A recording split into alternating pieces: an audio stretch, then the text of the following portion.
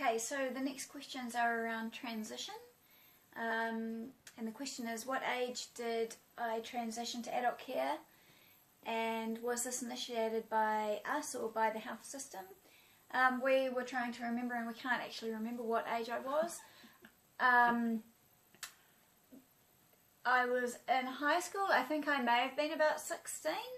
I'm not really sure, to be honest. I remember meeting Tim Horning for the first time. And the first appointment, there was a psychologist as well that wanted to know if I needed any extra support.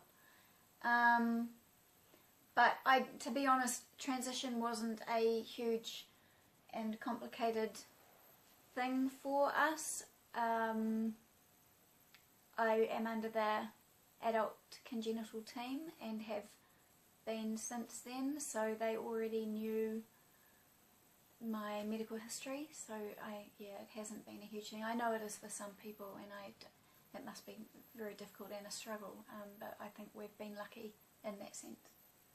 Again, it's probably being in the same city, and being in Auckland, I think that's probably been part of that. Yeah. More importantly, what time did I stop attending appointments? We were just talking about that, and the big important appointments I carried on attending until Paul, Jess's husband, really came in and took over. And you know. So I'm going to disagree with you, because while I was at uni, when I would have my annual appointments, I believe I was just going by myself. I wasn't asking you to come along. No, that's so, right, you were. Yeah. But the big ones, when there was some issue, I remember that when you were going, you were going overseas, and suddenly you were just having some tests done to check everything was okay, and then it wasn't, and then I came with you. Yes, to those yeah, ones, that's true. So when things were ticking on, that's all fine, and then something happens, and then it's not, and it's. I think I always wanted Mum along for those ones. Like when I was finding out whether I was going to have an ICD, Mum and Dad, I think, both came along then. Yeah. So, yeah, that shows. We were quite a team actually, and encouraging Jess to ask questions herself. And I remember leaving appointments when she was about intermediate, 11, 12, 13, and she was uncomfortable about me asking questions, and then I'd encourage her to ask questions, and then a little bit later on it would come out, Mum, why didn't you ask them that?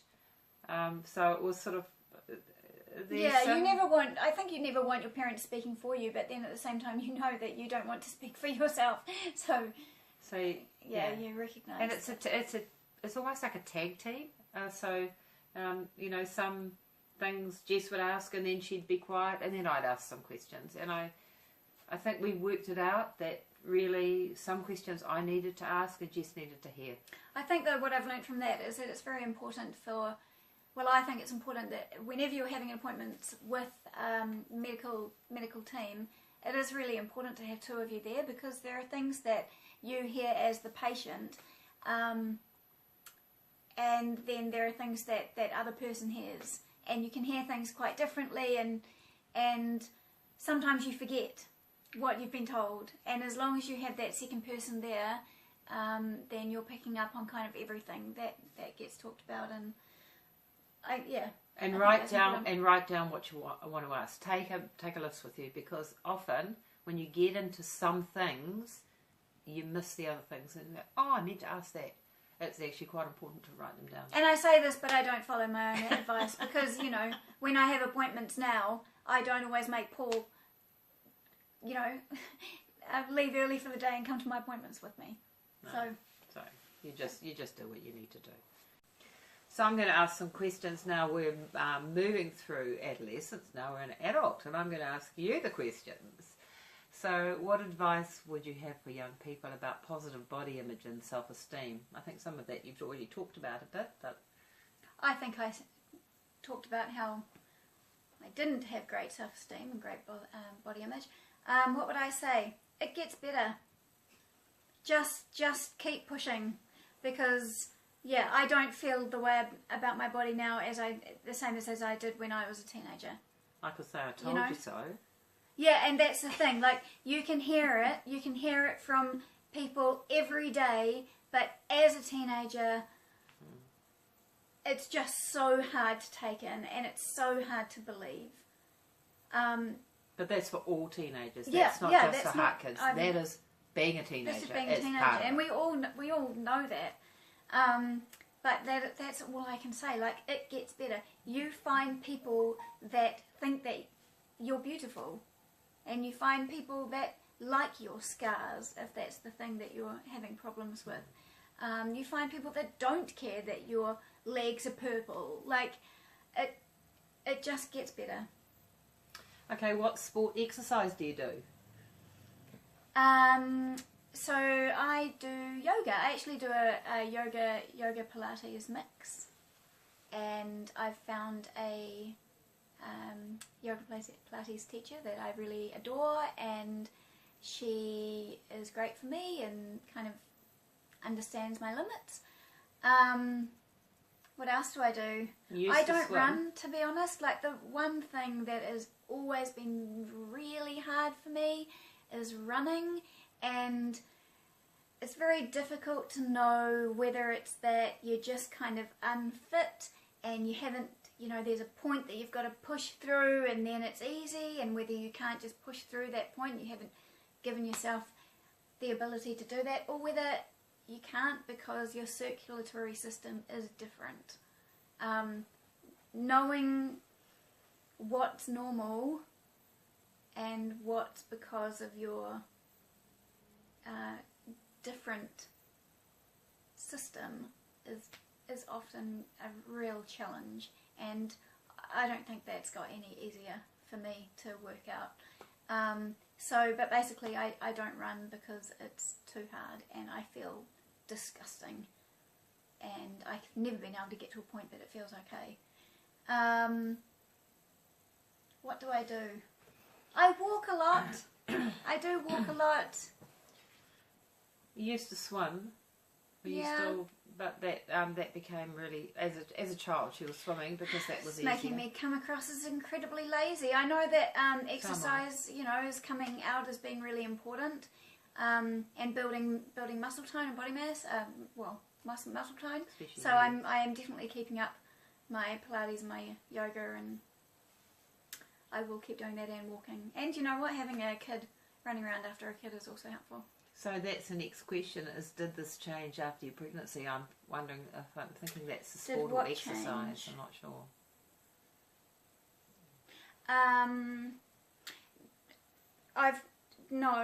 No, it hasn't actually. I've tried to keep up. It's mainly just walking and yoga and Pilates, and I've tried to keep that up.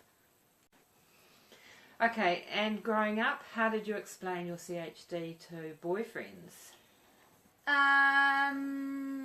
Well, I don't think I explained it any differently than how I explained it to my friends, as in having half a heart and a different circulatory system. It is more difficult, especially if you are with someone when you have to have some surgery or a procedure of some sort. So all I would say to that is that trust in each other and is incredibly important, and being able to build that trust and being able to be open about how you're feeling. But also there's a point to which I don't want to burden other people with my struggles. So part of it is knowing how much to share and how much is mine to deal with, and everyone is different, and everyone needs different things from the people that they're with, but mainly trust. You need to find someone that you can trust and be as open with as possible, so that they understand how you're feeling. And did you disclose, you okay? Yeah. So did you disclose your heart condition to potential employers?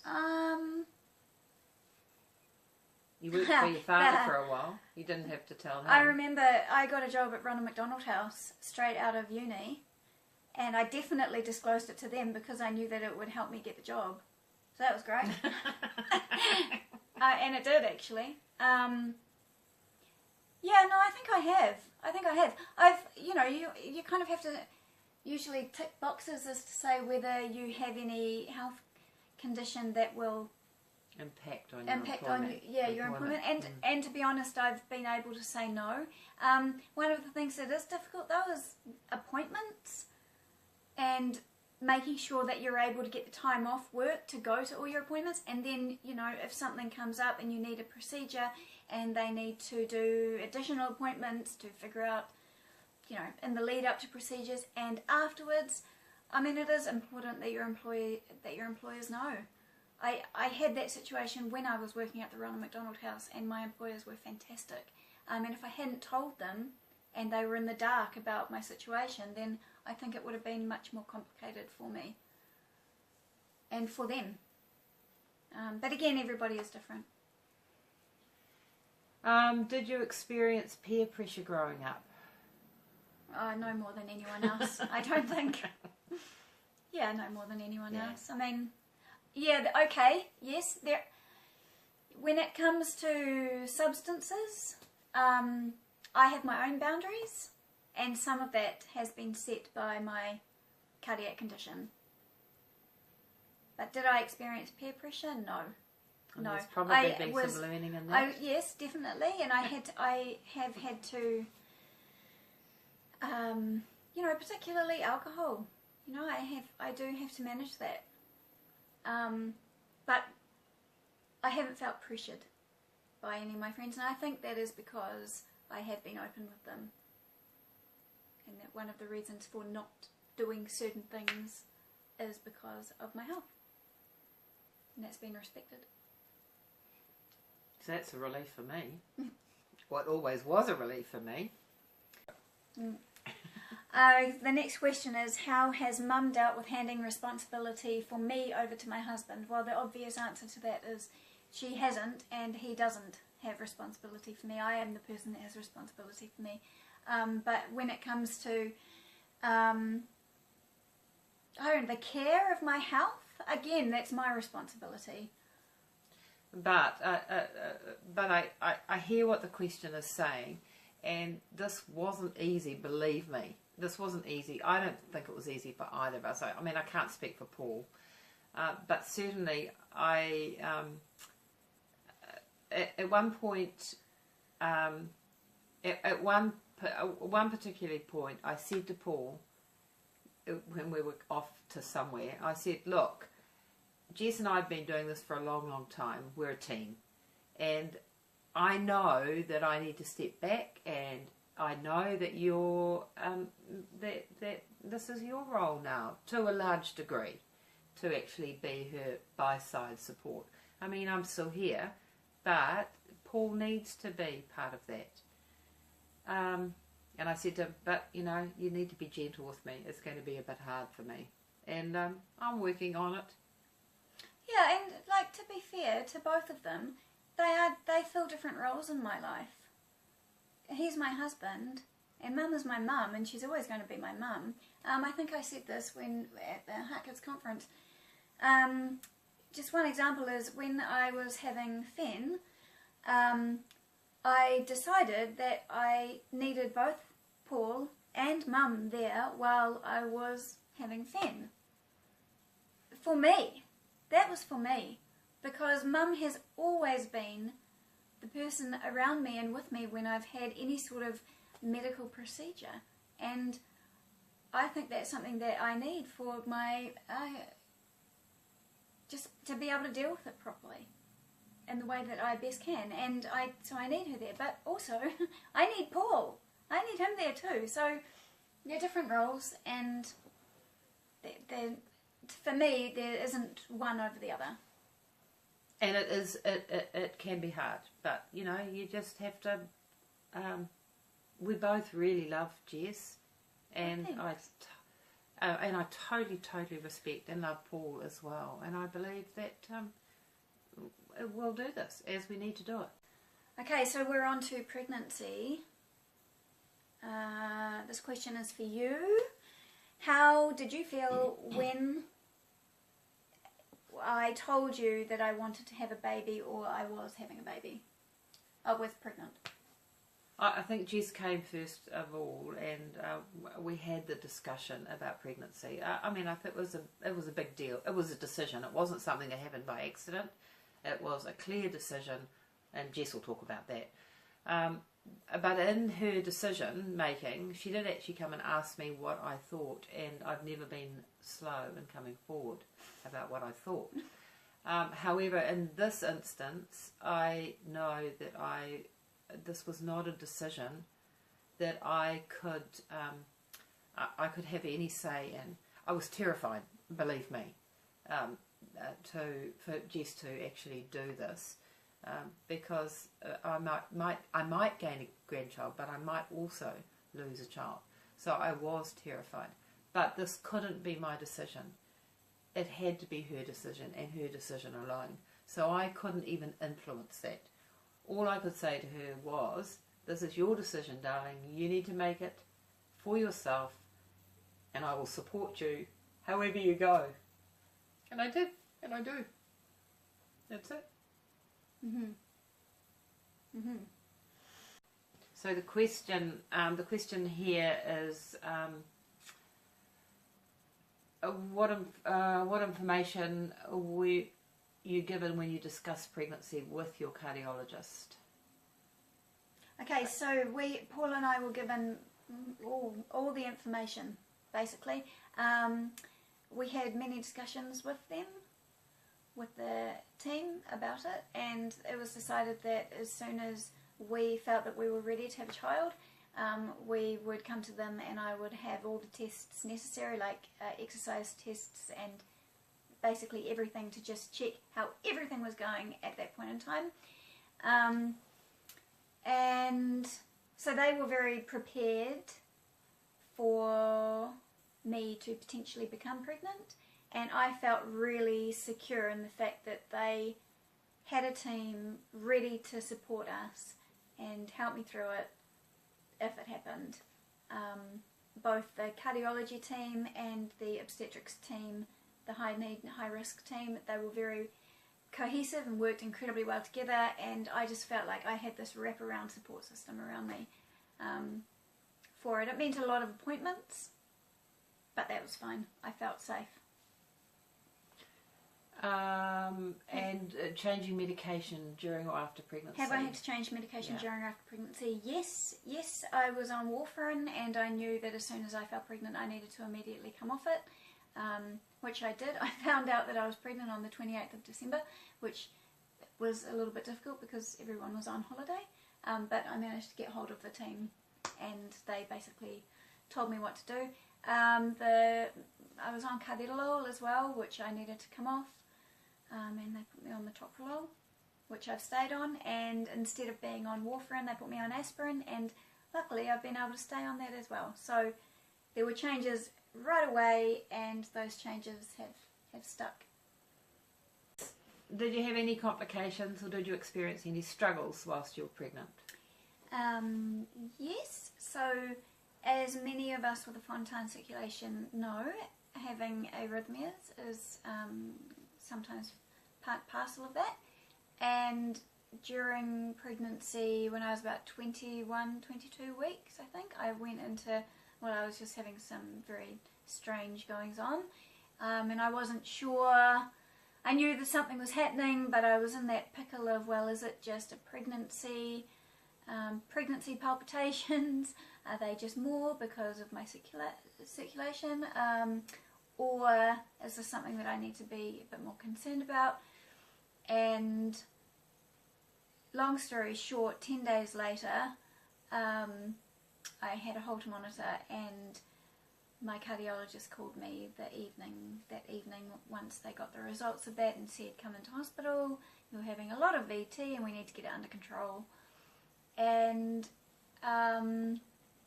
so we did. So they basically just increased the medication I was on until we got to a point that the VT was under control, and then I stayed on that dose for the remainder of the pregnancy. So just, yeah, that was mainly the main struggle, and then you know, a bit of fluid retention, and but basically anything that kind of started rearing its head, because I was having such regular appointments, was quickly dealt with. Yeah. So, and what kind of delivery did you have?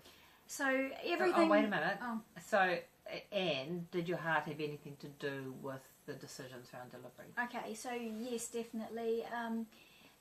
The team toed and froed between should I have a cesarean or should I, a planned cesarean, or should I try and give birth naturally, and the final decision was that it would be better for the baby and myself if I tried to give birth naturally, if that was possible. And so they had quite a long and complex plan in place for when it happened, and luckily I was able to have a natural birth with Fen.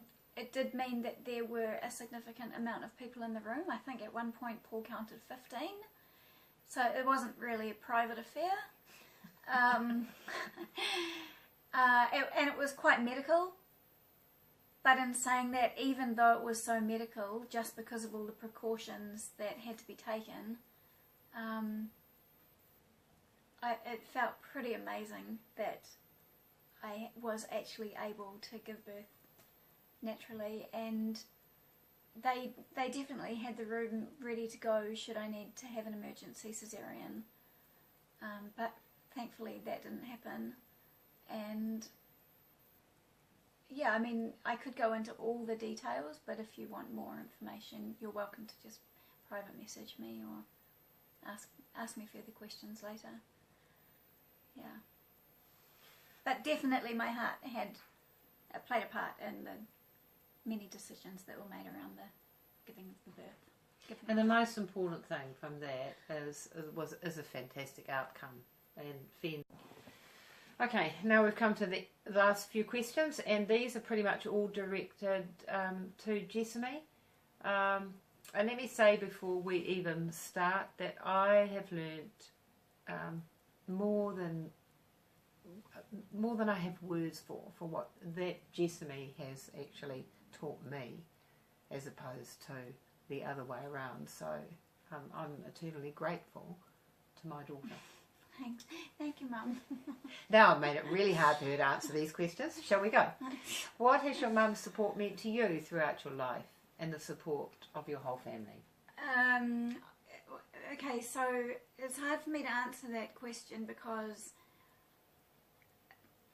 Mum she's just always been there. Like, Mum is an integral part of my memory through everything that is related to CHD. You know, no experiences are without Mum being right there. And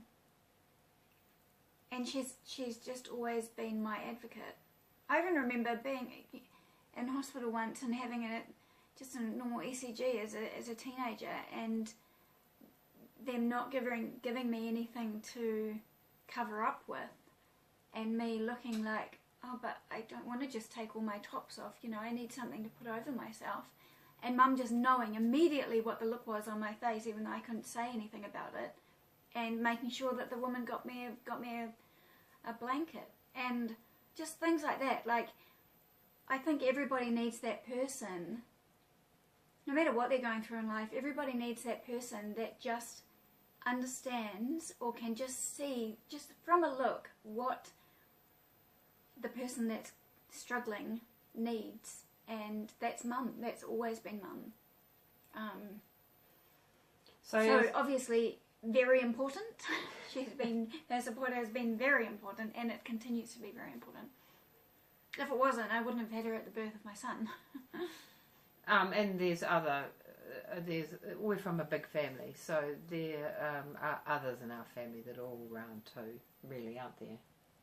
Yeah, I mean, that was just me talking about Mum, yeah. But I cherish all of my family members, and in their own individual ways.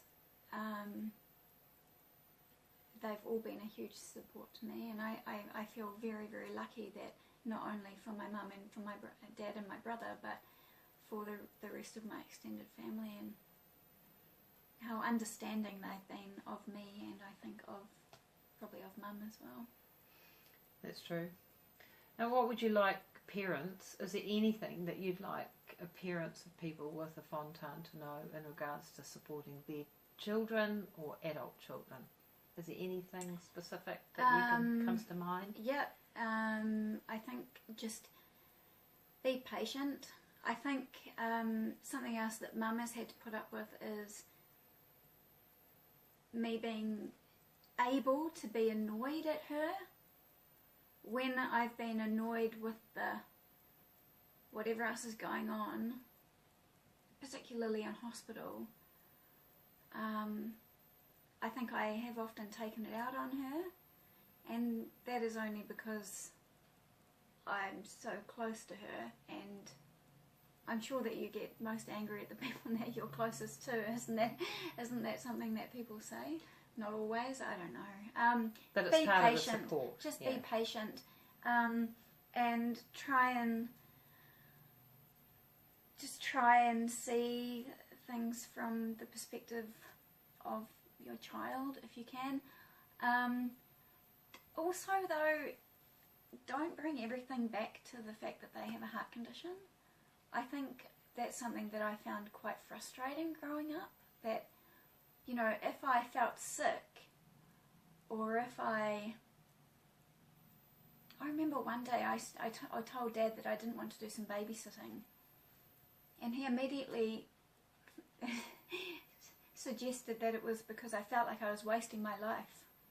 And I mean, that wasn't the case. It was just because it wasn't anything deep and meaningful like that. It was just that I didn't want to babysit that day. And I think it's quite easy for parents. It's difficult because I'm not a parent of a heart kid, but I think it's easy for parents to put that kind of umbrella of the heart condition over the child and see a lot of things as being in relation to the heart condition, and when many things are just part of being a teenager and just growing up and being a child, and that's our conflict too. Yeah, sort of like, is this to do with her heart, or is this just because she's 13? And you know, we have that conflict ourselves. Is what I'm feeling to do with my heart, or is it just because I'm not very fit right now, or I'm having a baby? And other people yeah, having you a know, baby we have that conflict ourselves, and I think that it makes it quite difficult for us when other people are projecting that onto us as well.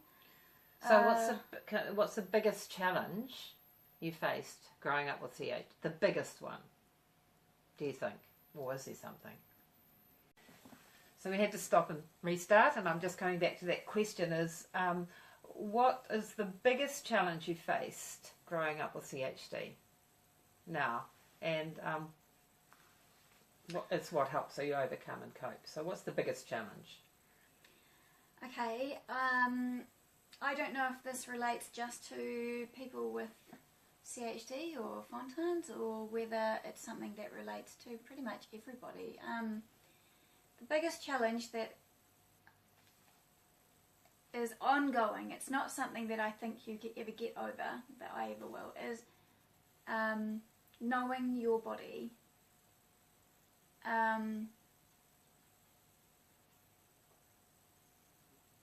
Knowing when there is something wrong that you need to speak to somebody about or get checked out, and knowing whether that feeling that you're having is nothing, is just and you're normal, overreacting. and you're overreacting. And so there is a worry, I think, of a lot of us that we don't want to come across as hypochondriacs. And you know, I remember that as a teenager, as a young adult, and it's definitely still there now. I mean, I had it while I was pregnant. What's normal pregnancy, and what's me pregnancy, and what's me pregnancy normal, and what's me pregnancy, this is a problem, I need to fix it. And I think every heart parent feels that too, because especially when their children can't speak and tell them exactly what's going on. Should I be calling now? Is this something to do with their heart, or is this some just regular childhood thing that anybody can have. And I think you've had that experience yourself with your own boy. When you know, what is you being just an overly concerned parent, or what is something that you actually need to follow up? And, you know, okay, so that looks like it's the end of all the questions. I do apologise if this has gone on for longer than you expected. We do tend to waffle, but actually there were some quite difficult questions, and I think both of us found that more challenging than we thought we would. If there are any questions that you don't feel we have answered enough for you, or if you have any follow-up questions for us, please feel free to either private message me or email them to the ANZFAC email again, and they'll come through to us and we can answer them back to you. Is there anything that you want to say? I'd just like to add that, you know, for me, Jess has been, just because of the time that she was born and the changes in the medical arena, especially with the development of Fontan's and ongoing forward, she's been right at the cutting edge of a number of procedures and even now to having a baby, and I'm just very lucky that she was born in the era she was born, and you know, I'm very, very grateful and incredibly blessed. Yeah, thank you. Well, so am I. And also I just want to thank ANZFAC for giving us this opportunity. We haven't done this together before, that's why it may have been a bit of a challenge, but maybe there's something in the future for us to do. Alright, so thank you, ANZFAC. Bye. Bye. Bye.